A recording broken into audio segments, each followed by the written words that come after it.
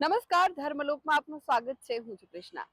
દર્શક મિત્રો, આજે રવિવાર છે, ત્યારે રવિવારે માના શક્તિધામોમાં ભક્તોની ભીડ ઉમટતી હોય છે. ધર્મલોકમાં આજે પણ દર્શન કરાવીશું માના બે એવા ધામના, જેની સાથે જોડાયેલી છે ભક્તોની આસ્થા.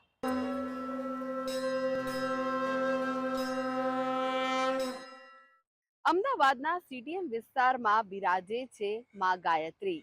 માં ગાયત્રી હંસ પર બિરાજમાન માતા છે. એવું કહેવાય છે કે માં ગાયત્રી એ વેદોની માતા છે. ભારતીય સંસ્કૃતિનું મૂળ માં ગાયત્રીથી રહેલું છે. ત્યારે માં ગાયત્રીના ધામના દર્શન કરીએ.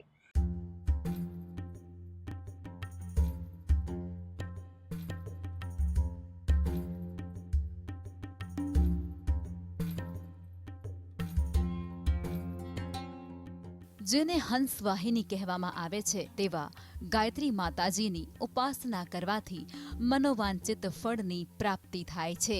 હરિદ્વારમાં શાંતિકુંજ ખાતે માતાનું પ્રસિદ્ધ મંદિર આવેલું છે. આ ઉપરાંત અમદાવાદમાં પણ સીટીએમ વિસ્તારમાં આવેલ માતાજીનું આ મંદિર ખૂબ પ્રખ્યાત અને જાણીતું છે.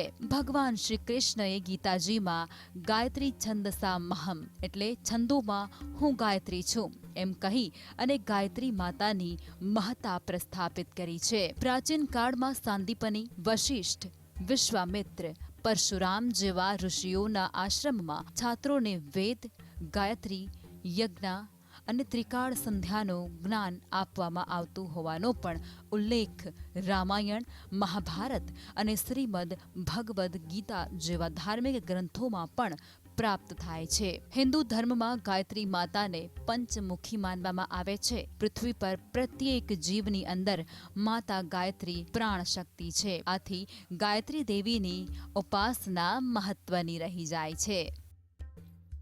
ત્યારે આવી પૂજનીય માતા ગાયત્રીનું અમદાવાદમાં સીટીએમ વિસ્તારમાં આવેલ ગાયત્રી મંદિર ભક્તોની આસ્થાનું કેન્દ્ર બન્યું છે. મંદિર નિર્માણની વાત કરીએ તો આ મંદિર બહુ પૌરાણિક તો નથી, પણ હાલ જે જગ્યાએ મંદિર છે ત્યાં પહેલા કેમિકલનો વ્યવસાય ચાલતો હતો.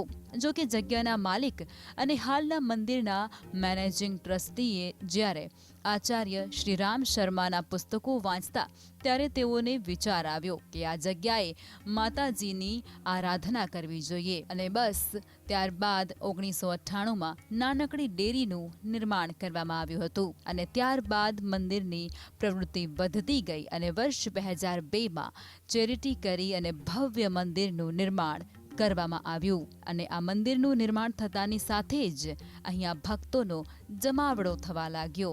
ભક્તો માં ગાયત્રીના આ ધામમાં આવી અને ધન્યતા અનુભવે છે. માતા ગાયત્રી એ વેદ માતા કહેવાય છે, જ્ઞાનની માતા કહેવાય છે. ત્યારે ગાયત્રી જયંતી અને દિવાળી દરમિયાન અહીં ભક્તોની ભારે ભીડ જોવા મળે છે. તો મંદિર દ્વારા વિવિધ કાર્યક્રમોનું પણ ખાસ આયોજન કરવામાં આવે છે. મંદિરમાં રહેલો અખંડ દીવો અને કળશ શાંતિકુંજથી લાવવામાં આવ્યા છે. આસપાસના લોકો ઉપરાંત અન્ય વિસ્તારના લોકો પણ અહીં માતાના દરબારમાં મસ્તક નમાવવા આવે છે. દર્શનાર્થીઓનું માનીએ તો અહીં આવવાથી શાંતિનો અનુભવ થાય છે. માતા સૌની મનોકામના પૂર્ણ કરે છે. મંદિર દ્વારા ધાર્મિક ઉપરાંત સમૂહ લગ્ન, રાહત દરે ચોપડા વિતરણ, મેડિકલ કેમ્પ વગેરે જેવી સામાજિક પ્રવૃત્તિઓ પણ કરવામાં આવે છે. અહીં માતા ગાયત્રી ઉપરાંત શંકરદાદા, હનુમાનજી અને ગણેશજીના પણ દર્શન કરી શકાય છે. ભારતમાં 5000 જેટલા શક્તિપીઠ છે, જે બધા હરિદ્વાર શાંતિકુંજથી જોડાયેલા છે. માતા ગાયત્રીથી આયુ, પ્રાણ, પ્રજા, પશુ, કીર્તિ, ધન તથા બ્રહ્મ વર્ચસ મળે છે. વિધિ અને નિયમો દ્વારા કરવામાં આવતી ગાયત્રી માતાની ઉપાસના રક્ષા કવચ બની જાય છે, જેના સમયે પરેશાનીઓમાંથી મુક્તિ મળે છે. દેવી ગાયત્રીની ઉપાસના કરનાર લોકોની મનોકામનાઓ પૂર્ણ થાય છે. અમદાવાદના પ્રખ્યાત મંદિરોમાંનું એક મંદિર આ ગાયત્રી માતા મંદિરને માનવામાં આવે છે. દૂર દૂરથી લોકો માતાના મંદિરે શીશ નમાવવા માટે આવે છે અને પોતાના પ્રશ્નો અને દુઃખોનું નિરાકરણ મેળવે છે. માતા ગાયત્રી સાથે ભક્તોની અપાર આસ્થા જોડાયેલી છે અને માતા ગાયત્રી ભક્તોને કષ્ટોમાંથી ઉગારે છે, જેના કારણે આ મંદિરમાં ભક્તોનો જમાવડો જોવા મળે છે. દિવસ દરમિયાન તો ભક્તો અહીં માતાને શીશ નમાવવા માટે અચૂક આવે છે, પરંતુ આરતીના સમયે મોટી સંખ્યામાં ભાવિક ભક્તો આવે છે અને માતા સમક્ષ શીશ ઝુકાવે છે. Dharmalok desk, GSTV. ખોડિયાર માતાના ખમકારા દરેક જગ્યાએ સંભળાતા હોય છે. માં ખોડિયારનું ધામ જ્યાં પણ આવેલું હોય છે ત્યાં દૂર દૂરથી ભક્તો માં ખોડલના દર્શન કરવા માટે પહોંચી જતા હોય છે, કારણ કે માં ખોડલના પરચા જેવા છે. જે પણ ભક્ત પોતાની મનોકામના લઈને માના ધામમાં પહોંચે છે, માં ખોડલ તેની મનોકામના પૂર્ણ કરે છે.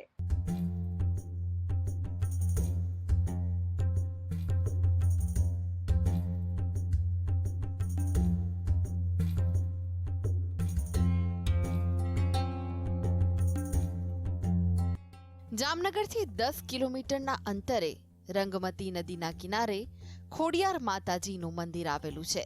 આ મંદિરનો અનેરો મહિમા છે. આ મંદિર અનેક વિશેષતાઓ ધરાવતું મંદિર છે. આ મંદિરે હાલમાં તો ભક્તોની ભીડ જોવા મળી રહી છે. નવલા નોરતાનો પ્રારંભ થઈ ચૂક્યો છે, ત્યારે માઈ ભક્તો દૂર દૂરથી પણ માતાજીના નતમસ્તક થવા માટે આવી રહ્યા છે. આ મંદિર અંદાજિત 370 વર્ષ પુરાણું છે. સૌપ્રથમ નમરા તરીકે ઓળખાતું ગામ અને ત્યારબાદ લીંબાપર અને હાલ દરેડ તરીકે ઓળખાય છે. મંદિરમાં હજારોની સંખ્યામાં શ્રદ્ધાળુઓ દર્શનાર્થે આવે છે. આજથી 70 વર્ષ પહેલા નમરા ગામમાં જ્યારે જામનગર એ નવાનગર તરીકે ઓળખાતું, ત્યારે ત્યાં એક પરિવાર વસવાટ કરતો, જેમાં 7 બહેનો અને 1 ભાઈ સૌ સાથે મળીને રહેતા. એક વખત તે 7 બહેન અને 1 ભાઈ રંગમતી નદીના કિનારે સંતાકુકડી રમતા હતા, ત્યારે ભાઈને સર્પદંશ થતા તે મૃત્યુ પામે. ત્યારબાદ 7 બહેનો માની સૌથી નાની બહેન એક ખોડી તરીકે ઓળખાતી, તેને રંગમતી નદીમાંથી પાણીનો ઘડો ભરી અને તે ભાઈ પર અંજલિ છાંટી અને તેને સજીવન કર્યો. અને ત્યારથી એ ખોડિયાર માતાજી ત્યાં પ્રગટ થયા. સર્પદંશ કરેલા નાગણીના અવશેષો હજુ પણ અહીં આ પથ્થરમાં દ્રશ્યમાન છે. અને માન્યતા છે કે માતાજીના આરતીના સમયે નાગણી સ્વરૂપે નાગ હજુ ત્યાં ક્યારેક સાક્ષાત પ્રગટ થાય છે. જે આરતી ટાણે જે દર્શન દે છે, હાલમાં અત્યારે નિશાની જે આપી છે એ દર્શન દે નાગણીઓ આવે છે. 7 બેન ને 1 ભાઈ છે. મેરખિયાને હરપ કર્યો ત્યારે માં ફરી ગયા છે. ઉગમણે બેસે આથમને બેઠા જ માં અખંડ જીવતો થોડો દેખાઈ જાય. હાલમાં એ જોઈ શકો તમે બધા. હું અહીંયા છેલ્લા 35 થી 40 વર્ષથી સેવા કરવા આવું છું. આ મંદિરનો ઇતિહાસ છે જે પ્રમાણે બટુકદા અહીંયા કરે અમારે કરીને પૂજારી હતા, પૂજા કરતા એને મને કહેલું કે આ થળો છે 470 વર્ષ જૂનો છે. કે મને હાલતા એ પોલીસમાં નોકરી કરતા લાલપર અહીંયાથી રોજ વટાતા, એટલે એને એકવાર સપનામાં માતાજી આવેલા. પછી એ ચાલુ નોકરી મૂકી અને અહીંયા આગળ માતાજીનો દીવો કરી અને સ્થાપન આ મૂર્તિનું સ્થાપન કરેલ. સ્થાપન કરવા લગભગ 70 વર્ષ થયા છે. આ મંદિર જાહેરમાં આવ્યું ત્યારે. આ મંદિર સાથે અનેક કથા પણ જોડાયેલી છે. ગામમાં બટુક મહારાજ કરી એક બ્રાહ્મણ રહેતા. ખોડિયાર માતાજી તેને રોજ સ્વપ્નમાં આવ્યા અને ત્યાં મંદિર બનાવવા માટે કહ્યું. ત્યારબાદ બટુક મહારાજ સાચી શ્રદ્ધાથી ત્યાં મંદિર બંધાવડાવ્યું.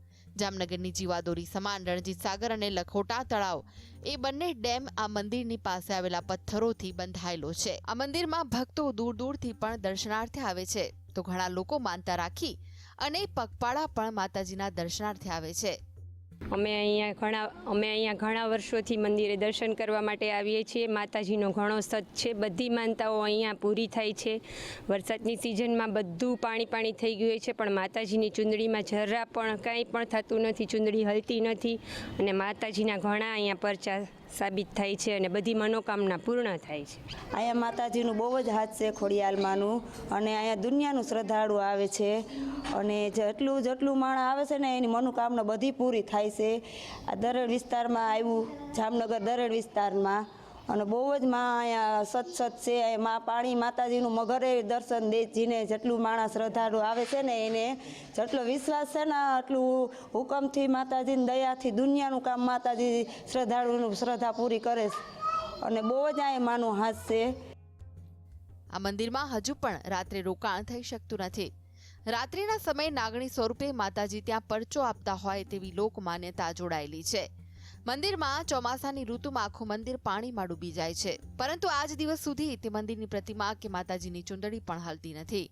ખોડિયાર માતાજીના મંદિરની બાજુમાં જ આશાપુરા માતાજીની પ્રતિમા પણ બિરાજમાન છે. તેનું પણ એક અનેરું મહત્વ છે. મંદિરની વિશેષતાની વાત કરીએ તો ગુજરાતમાં માત્ર 3 જ મંદિર આથમણા દ્વારમાં આવેલા છે. એક જગત મંદિર દ્વારકાધીશનું, બીજું હરસિદ્ધિ માતાજીનું મંદિર હર્ષદ અને ત્રીજું જામનગર નજીક આવેલા દરેડ ગામમાં ખોડિયાર માતાજીનું મંદિર. અનેક રહસ્યમય ઇતિહાસ ધરાવતું આ મંદિર લોકો માટે આસ્થાનું કેન્દ્ર બની ગયું છે. દર મંગળવાર, ગુરુવાર અને રવિવારે અહીંયા ભાવિકોની મોટી સંખ્યા જોવા મળે છે. અહીંયા ભક્તો જે પણ માનતા માને છે તે તમામ ખોડિયાર માતા પૂર્ણ કરે છે. તો આ મંદિરમાં વારે તહેવારે અનેક કાર્યક્રમોનું પણ આયોજન કરવામાં આવે છે, જેમાં ભક્તો ઉત્સાહભેર ભાગ લેતા હોય છે. અર્જુન પંડ્યા સાથે ધર્મલોક ડેસ્ક, GSTV. તો દર્શક મિત્રો, આ સાથે જ આગળ જોઈશું વિશેષ રજૂઆત સુખની શોધમાં. તે પહેલા લઈએ વિરામ.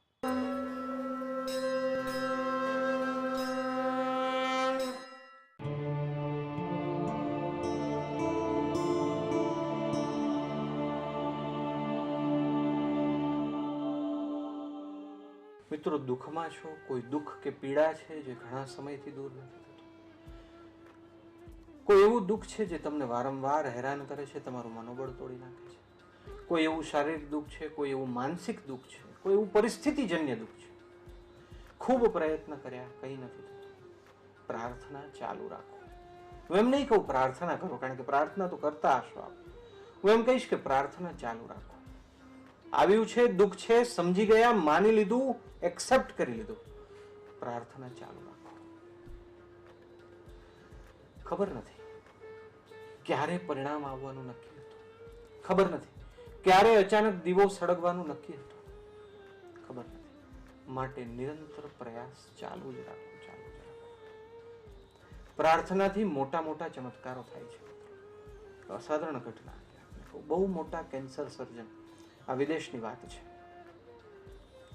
એટલા બધા રિસર્ચ પેપર એમણે આપ્યા, એટલી બધી શોધ સંશોધન એમણે કર્યું કે આખા વિશ્વમાં એમનું માન હતું. અને અમુક પ્રકારનો કેન્સરનો ઈલાજ તો એ જ કરી શકતા હતા. એ કેન્સર સર્જનને એક વખત પોતાના શહેરમાંથી બીજા મોટા શહેરમાં એક કોન્ફરન્સ માટે જવાનું હતું. મુખ્ય મહેમાન હતા. સમયસર વ્યવસ્થિત તૈયાર થયા, ગાડીમાં બેસીને એરપોર્ટ ગયા. ગાડી રસ્તામાં થોડી ખરાબ થઈ અને એરપોર્ટ પર પહોંચ્યા ત્યાં તો પ્લેન બોર્ડિંગ થવાનો ટાઈમ થઈ ગયો હતો, એટલે એમને પ્લેન ચૂકી ગયા. અત્યંત અફસોસ થયો. જે સમારંભ એના માટે યોજાવાનો હતો, જેમાં એ મુખ્ય મહેમાન હતા, એ પ્લેને ચૂકી ગયા. શું કરવું હવે? બીજું પ્લેન હતું પણ નહીં. બહુ પ્રયાસ કર્યા. એ કાર્યક્રમ તો અમુક સમય શરૂ થવાનો હતો, બીજું પ્લેન 2 દિવસ પછી હતું. જોયું ગૂગલ મેપમાં કે બીજી કોઈ સાધન નથી, કે આ શહેર અહીંયાથી 10 કલાકના અંતરે છે. એમણે વિચાર કર્યો કે કાર્યક્રમને હજી અડધા દિવસની વાર છે, ચાલો હું ગાડી લઈને જ જતો રહું, થઈ જશે. રસ્તો ખબર હતી, ગયા. હવે રસ્તો ખબર હતી, રસ્તો બહુ સારો હતો, ત્યાં તો અચાનક જ અત્યંત ઉબડખાબડ રસ્તો આવ્યો. ખબર નહીં કેવી રીતે તે જંગલના રસ્તામાં અંદર પ્રવેશી ગયા, કેવી રીતે ઉબડખાબડ રસ્તામાં તે અંદર જતા રહ્યા અને પોતે ખોવાઈ ગયા, તેમને ખબર જ ના પડી. ખૂબ પ્રયાસ કર્યો પણ એમને માર્ગ મળ્યો જ નહીં. જંગલમાં આવીને અટવાઈ ગયા. એમને વિચાર આવ્યો કે ખાલી મેં તો એક જ વળાંક લીધો હતો, અને એ પણ અત્યાર સુધીની કદાચ સાચી દિશા જ હતી, તો પણ આવું થયું એ સમજી જ ન શક્યા. વળી પાછા જંગલમાં અંદર ગયા. થોડા સમય પછી રસ્તો જ ન રહ્યો, ગાડી બંધ થઈ ગઈ, ગાડી આગળ ચલાવવાની કોઈ સંભાવના જ ન રહી. કરવું શું? ગાડી ત્યાં મૂકીને ભટકતા ભટકતા ગયા. જોયું એક દૂર ઝૂંપડી હતી, 4-5, એમાંથી એક ઝૂંપડીમાં દીવો સળગતો હતો. ત્યાં બહાર આવીને બેસી રહ્યા. ખૂબ થાકી ગયા હતા, ખૂબ હતાશ હતા કે મારે આ જગ્યાએ જવાનું હતું, જઈ ન શક્યા. ખૂબ ચીડ હતી. ઝૂંપડપટ્ટીમાં જ્યાંથી દીવો સળગતો હતો ત્યાંથી એક માજી બહાર આવ્યા. એમણે જોયું કે આ વટે માર્ગો ક્યાંક જંગલમાં ભૂલો પડી ગયો છે. બોલાવ્યા, પાણી આપ્યું, ખવડાવ્યું. ડોક્ટરે બહુ આભાર માન્યો. તો વિશ્વવિખ્યાત ડોક્ટર હતા, પણ માજી તો સામાન્ય ગામ જંગલમાં રહેનારા, એમને ખબર નથી. ખૂબ આભાર માન્યો. નક્કી કર્યું કે બીજે દિવસ સવારે પાછી યાત્રા શરૂ કરીને બધું કરીશું. એ માજી પ્રત્યે એમને ખૂબ ઉત્તમ આદરનો ભાવ થયો. થોડા સમયમાં એમણે જોયું કે માજી રડતા રડતા પ્રાર્થના કરે છે. એટલે એમણે ડૉક્ટરથી રવાવીને પૂછ્યું કે બા, તમને શું તકલીફ છે, મને જણાવો, તમે મારી મદદ કરી છે, હું તમારી કઈ મદદ કરી શકું? માજીએ કીધું કે જો પેલા રૂમમાં, નાના રૂમમાં નાનો જે ગોખલો છે એમાં મારો દીકરો છે, એ અત્યંત દુર્લભ બીમારીથી પીડાય છે. એ અમુક પ્રકારનું કેન્સર કહેવાય છે. નજીકમાં મેં બધું કરાવ્યું, પણ બધા ડૉક્ટરોએ હાથ ઊંચા કરી દીધા કે અમારાથી ન થાય, આ બહુ અઘરું છે. ડૉક્ટરોએ કોઈ ડૉક્ટરનું નામ આપ્યું કે આ ડૉક્ટરથી થાય, પણ એ તો બહુ મોટા ડૉક્ટર, બહુ મોટી હોસ્પિટલ, બહુ દૂર રહે, એ તો બહુ પૈસા લે, અમે ક્યાંથી પહોંચી શકીએ? એટલે હું તો રોજ ભગવાનને પ્રાર્થના કરું છું, ભગવાન કંઈક એવું કરો, મારા દીકરાને સાજો કરી દો, ભગવાન કંઈક એવું કરો, મારા દીકરાને સાજો કરી દો. આ વાત સાંભળીને પેલા ડૉક્ટર રડવા માંડ્યા. એટલે માજીએ પૂછ્યું, તમે કેમ રડો છો? આપને કઈ તકલીફ થઈ અહીંયા? ના ના ના ના, તમે જે ડૉક્ટરની શોધ કરતા હતા ને, એ હું જ હતો. માજી, મને અહીંયા ભગવાને મોકલ્યો છે. હું અહીંયા નહોતો આવવાનો, હું તો તમને ઓળખતો પણ નહોતો, પણ ભગવાને તમારી પ્રાર્થના સાંભળી લીધી છે.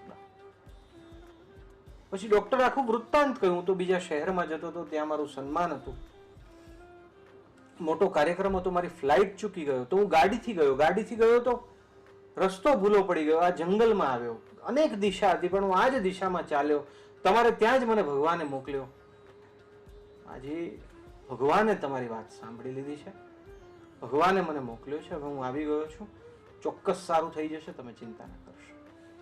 ખૂબ સરસ ટ્રીટમેન્ટ કરી, ફ્રીમાં કરી દીધી, છોકરાને સરસ સારું થઈ ગયું. પ્રાર્થના. માજીને ક્યાં કંઈ વધારે ખબર પડતી હતી, માજી ક્યાં કંઈ વધારે ભણેલા હતા, કોઈ સ્કોપ જ નહોતો એ મોટા શહેરમાં જવાનો, દૂર જવાનો, એ મોટા ડોક્ટરને મળવાનો, કોઈ સ્કોપ જ નહોતો. ભગવાને મોકલી દીધા. પ્રાર્થના ભયંકર ચમત્કાર કરે છે.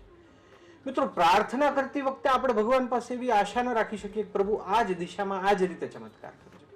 એ ભગવાન પર છોડો. પ્રાર્થના કરવી અને પ્રયત્ન ચાલુ રાખો. એ માજીને પણ આશા અપેક્ષા નહોતી કે ભગવાન આવી રીતે મદદ કરશે. એમની અપેક્ષા કંઈક જુદી હતી કે મારા દીકરાને આમ મટાડી દેશે, આમ મટાડી દેશે.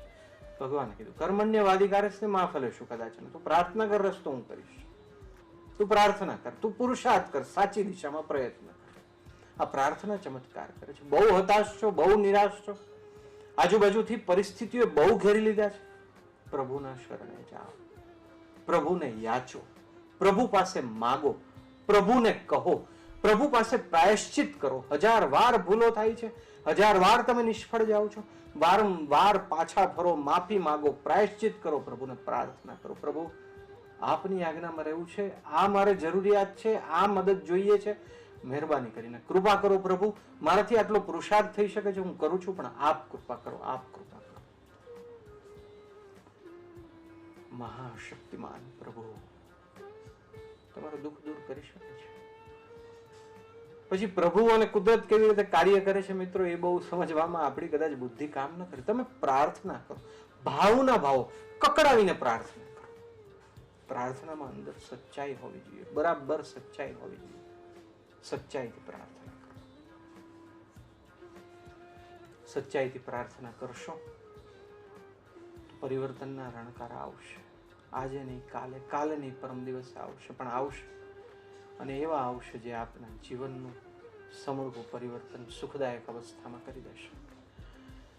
થાકી જવાય, વાંધો નહીં, હિંમત ન હારશો. પ્રભુને સમર્પિત કરી શક્ય હોય ત્યાં સુધી આશાને બેલેન્સ રાખી, સ્થિર રાખી, પ્રયત્ન અને પ્રાર્થના કરતા ચમત્કાર આપણા જીવનમાં કરવો ન કરવો આપણા હાથમાં છે. પ્રભુ તો એવા ને એવા અનંત બેઠા છે. અનંત કાળમાં આપણે પ્રભુની શક્તિઓનો લાભ જ ન લીધો. અનંત કાળમાં આપણે આ તો એના જેવું થયું કે આપણે દર વખતે રાજાના દીકરા તરીકે જન્મ લેતા હતા અને રાજાના દીકરા તરીકે રાજકુમાર થઈને મોટા થવાની જગ્યાએ ભિખારી વૃત્તિ પસંદ કરતા હતા. આપણે અનંત કાળથી પ્રભુના બાળક છીએ, પ્રભુની શક્તિઓનો આપણે યોગ્ય ઉપયોગ નથી કર્યો. ચાલો પ્રાર્થના દ્વારા કરીએ. સર્વશક્તિમાન મહાશક્તિના બાળક અને આપણે હિંમત હારીએ એવું નહીં થવા દઈએ.